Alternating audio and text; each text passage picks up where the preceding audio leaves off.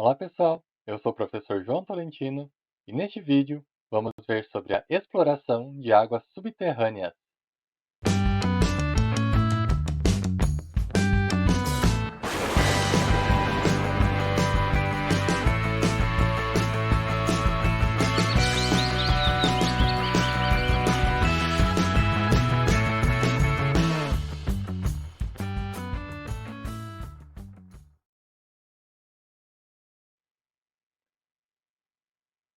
Para iniciar o nosso estudo da exploração de águas subterrâneas, vamos conceituar o que é um aquífero. É uma formação geológica que contém água e permite que a mesma se movimente em condições naturais e em quantidades significativas. Vamos dar ênfase àqueles aquíferos que permitem a exploração econômica da água nele contida. E a captação de água subterrânea é feita geralmente por meio de poços. O primeiro tipo de aquífero é o chamado freático ou não confinado. As suas principais características são: encontra-se a pressão atmosférica e está limitado superiormente pelo nível piezométrico. Então esse limite superior ele é aberto para a atmosfera, então por isso nele atua somente a pressão atmosférica. Inferiormente, ele é limitado por uma camada impermeável, né, que impede o movimento em quantidade significativa da água. Este tipo de aquífero também é facilmente explorado, porque os poços são mais simples de serem cavados para a retirada de água. E também estão mais sujeitos à poluição, né? Caso haja alguma atividade contaminante aqui na superfície do solo, essa poluição chega mais facilmente até o aquífero. E analisando essa figura, aqui em é o aquífero freático, né? 2 é uma zona não saturada, né? Então uma região aqui possivelmente de solo, que serve como o meio de recarga do aquífero, né? Mas ela não está totalmente preenchida por água. 3, essa linha tracejada é o nível piezométrico, ou seja, né, o nível da altura da água no aquífero. E o 4 é um rio ou então uma nascente, né, um afloramento desse aquífero na superfície do solo. O outro tipo de aquífero é o aquífero artesiano ou confinado. Ele encontra-se em uma pressão maior que a pressão atmosférica e está limitado superior e inferiormente por formações impermeáveis. Então, devido a essa camada impermeável inferior e principalmente a essa camada impermeável superior, a pressão do aquífero será diferente da pressão atmosférica, né? Ela será maior do que a pressão atmosférica, né? E vai ser dado por essa linha tracejada aqui, que é o nível piezométrico, né? A exploração desses aquíferos é mais complexa, né? Então os poços eles são mais difíceis de serem cavados e ser feita essa exploração, tá? E são de grande produção de água. Geralmente são de grandes dimensões e tem muita água contida nesses aquíferos, né? Então, analisando essa figura, aqui no número 1 é o aquífero artesiano, 2 na parte superior e 2 na parte inferior são as camadas impermeáveis, 3 é uma área de infiltração, então já que ele tem um limite superior e impermeável, vai existir em algum ponto, né, alguma um, uma camada com uma permeabilidade maior que vai permitir com que haja a recarga desse aquífero, né? Geralmente essa recarga ela já vem sendo feita, né, há milhares ou milhões de anos. Aqui no número 4 é um poço artesiano, tá? Então vejam que a característica desse poço artesiano é a superfície do, do solo estar abaixo do nível piezométrico, né? Então, para esse poço aqui de número 4, existe pressão suficiente para que a água chegue, inclusive seja jorrante para cima da superfície, né? Sem a necessidade de bombeamento. Esse número 6 é um poço semi-artesiano, apesar de popularmente ele também ser chamado de poço artesiano simplesmente, né? Mas não devemos confundir. O poço semi-artesiano ele tem como característica a superfície estar acima do nível piezométrico, tá? Então, assim, a água não tem pressão suficiente para chegar até a superfície do solo, e ele necessita de um bombeamento adicional. E por último, aqui no número 7 está representada uma nascente artesiana, né, que também está abaixo do nível piezométrico e ela pode ser jorrante para a superfície do Sol. E outro ponto que eu julgo bastante importante é que quando fazemos uma representação de um aquífero, como este da figura, né, já que é impossível de termos uma fotografia de um, nós o mostramos como esse grande espaço vazio que seria totalmente preenchido por água, o que não é bem verdade, como a gente pode ver aqui nesse próximo slide. Um pouquinho mais realístico seria a representação aqui como um grande espaço poroso, né, em um material poroso, cujos poros estão totalmente preenchidos com água, né, ou seja, saturado de água. Então, o aquífero, na realidade, né, ele tem bastante material sólido e que no meio desse material sólido, né, entremeado a ele, existe, então, toda a água que o compõe. Continuando, vamos ver agora sobre o bombeamento em poços. O bombeamento em poços, ou as equações que regem esse bombeamento, que regem o movimento da água nos aquíferos, elas são bastante complexas, mas conseguiram ser simplificadas por vários pesquisadores, entre eles o Thien e o Dupuit, né, que fizeram algumas equações que vamos ver a seguir, que são de uso bastante simplificado. O bombeamento em poços, ele prevê que existe o que a gente chama aqui de cone de depressão, tá? Ou seja, né, a água ela é rebaixada no poço, né? Então, ali onde exatamente está saindo essa vazão, vou chamar que é a vazão Q, existe esse rebaixamento e a água que está na vizinhança do aquífero, ela se direciona então para o poço, tá? Então, isso aqui é o que a gente chama de cone de depressão. E essas equações, para serem simples, obviamente elas também precisam de alguns pressupostos para simplificá-las, tá? Entre eles, a granulometria é invariável, né? Ou seja, a gente vai considerar um material poroso aqui no aquífero aproximadamente constante. Tá?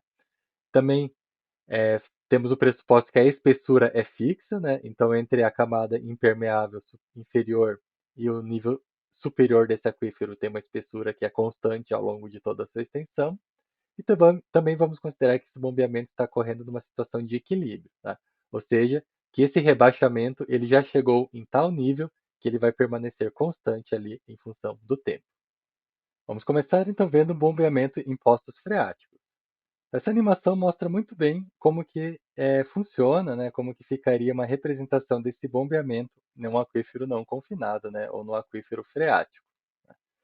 É, então, como a gente pode ver aqui, após o início do bombeamento, começa a se formar esse cone de depressão. Tá? Então, há um rebaixamento do aquífero e que ele vai se prolongando em toda a sua extensão. Tá? E nesse ponto aqui, mais especificamente, nós conseguimos também observar as consequências de um grande bombeamento, né, de uma grande retirada de água que pode haver em cursos d'água, né, ou nos rios. Então, pode ser que esse bombeamento ele comprometa a perenidade dos rios também pela modificação do nível do lençol freático, né? Já que esse lençol freático ele é responsável por suprir de água esses rios nos períodos em que não há chuva. E a equação que rege esse bombeamento em poços freáticos é essa aqui, ó, representando a vazão pela letra Q. É, ela é igual, então, a um coeficiente K, que vamos definir logo na sequência, π a constante, né? Multiplicado por h2 ao quadrado menos h0 ao quadrado, e tudo isso aqui dividido por ln, né, ou o logaritmo neperiano de r dividido por r0. Né. Observem que todas essas medidas, todas essas variáveis, elas estão presentes aqui na figura. Tá? Então, o h seria a altura desse aquífero, né, a uma distância r do centro do poço. O H0 seria essa mesma altura, né, em um outro ponto, mas aí a uma distância R0 do poço. E tanto o H quanto o H0, eles podem ser representados também em função do rebaixamento, que é uma medida muito comum, tá? Então, o rebaixamento S é medido a uma distância R, ou então o rebaixamento S0 medido a uma distância R0. Tá? Então, eu posso calculá-los se eu souber o rebaixamento e conhecendo esse valor M aqui, que seria a espessura do aquífero, né? A altura entre a camada impermeável inferior e o limite superior desse mesmo aquífero.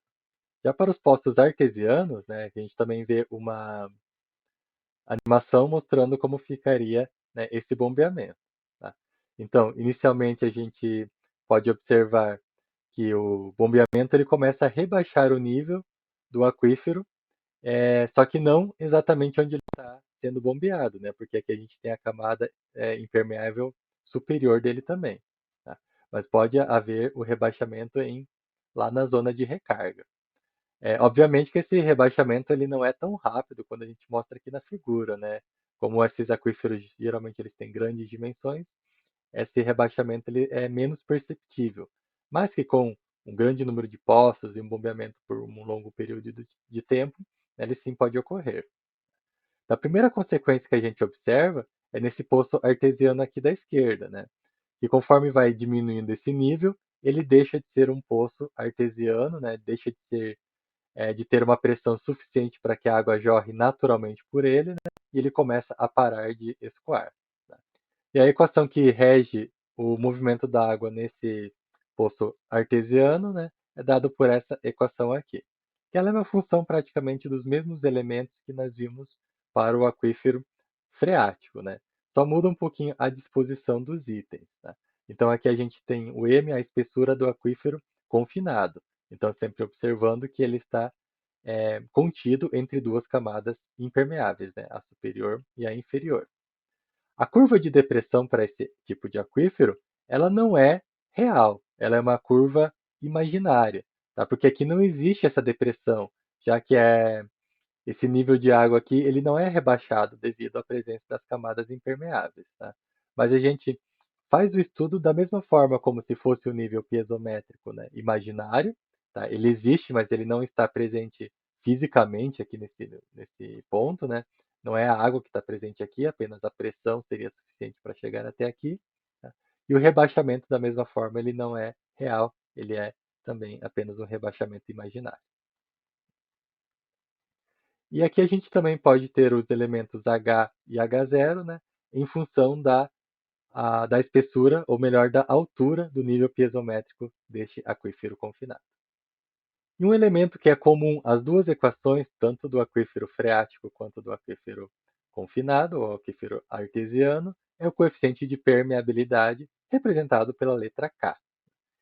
Esse coeficiente ele nos dá uma ideia da capacidade do meio poroso em transmitir a água.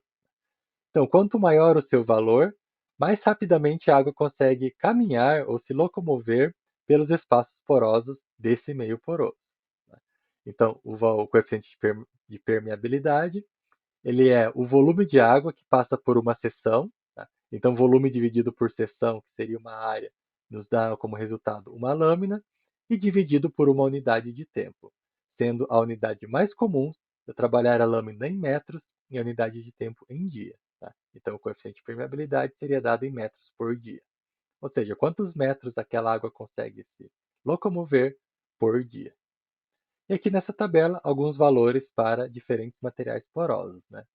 Então observe que alguns materiais eles têm os valores bastante altos, ou seja, possuem uma grande capacidade de transmitir a água em seu meio, como por exemplo o pedregulho, né? O próprio pedregulho misturado com areia, até a própria areia e o arenito, né?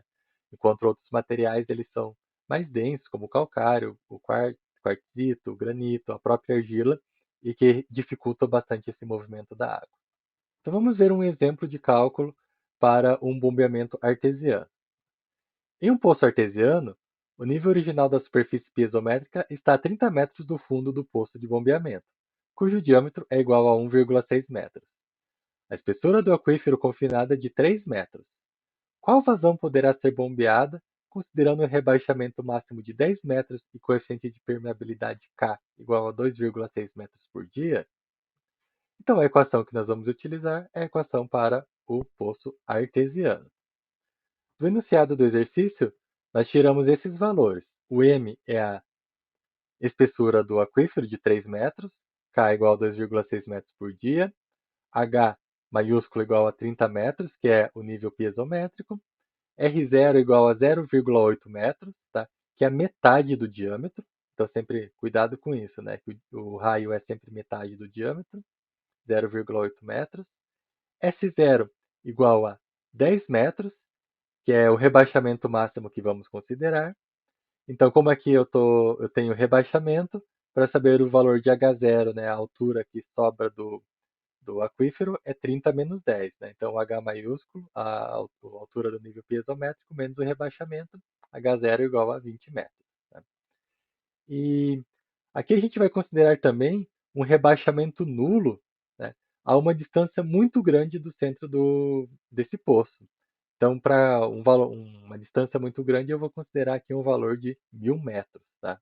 Então, já considerando que a 1.000 metros de distância desse poço artesiano, não há mais a influência do rebaixamento dele sobre essa vazão que está sendo bombeada. Substituindo esses valores na equação, chegamos a um resultado de 68,7 metros cúbicos por dia, ou então 2,9 metros cúbicos por hora. E o último assunto, interferência entre poços. Essa interferência ocorre quando, estando submetidos a bombeamento, suas zonas de influência coincidem parcialmente. Tá?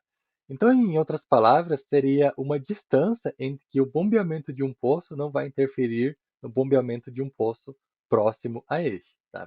Então, a distância mínima que deve ser considerada entre eles é de 2 vezes o RI, que RI seria essa zona de influência, né? Ou então o raio de influência de cada um dos poços. A fórmula para o poço do tipo freático é essa aqui, e a fórmula para o poço do tipo artesiano é esta apresentada aqui. Vamos fazer um exemplo de interferência entre poços do tipo freático. Então, dois poços freáticos irão fornecer uma vazão de 10 metros cúbicos por hora cada. Determinar a menor distância que deve existir entre eles para que não haja interferência mútua.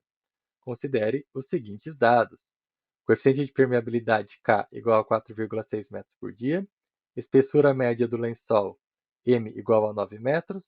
Depressão do nível dinâmico de equilíbrio S0 igual a 3 metros. E raio do poço R0 igual a 30 centímetros. E substituindo esses valores na equação de RI, que é o raio de influência do poço freático, né, chegamos a um resultado de 4,5 metros. Né? Então, a distância que esses poços devem ter entre eles é 2 vezes esse raio de influência, que é igual a 9 metros entre eles. Ok, pessoal? E assim chegamos ao final desse assunto sobre exploração de águas subterrâneas. Muito obrigado por assistir a este vídeo